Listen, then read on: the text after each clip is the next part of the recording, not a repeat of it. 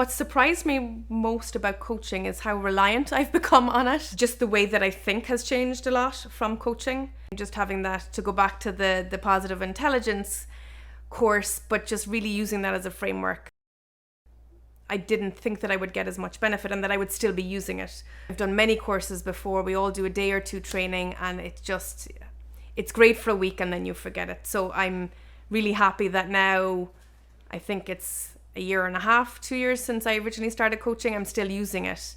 In fact, when I interview candidates, I do the assessment on them during the interview process, because for me it's so critical to identify saboteurs that I know for me, can be not very constructive to an effective team environment. And so I actually use that in my interview process now. So I'm surprised that I'm still using it. Physically, I would now notice if I'm in a controlling or hyper controlling saboteur, I notice physically that I'm more tense. So I now tend to identify that pretty fast. From a body language perspective, I think it's just being more open, also with language and communication, and just being made aware of sometimes coming across as impatient.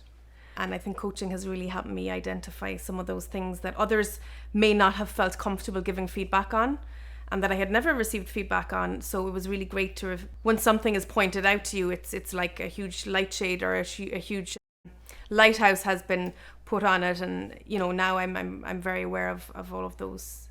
I remember in one of my coaching sessions saying to Edith, I have too much going on. I'm too overwhelmed with work, with personal life. We were moving, we had 2 children, and Edith said to me, delegate more to your husband.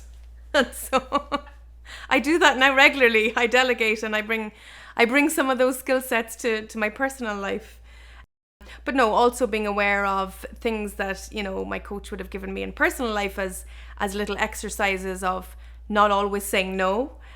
Trying to even be aware of how much I say no with my children, for example, and it's been really helpful on that front as well.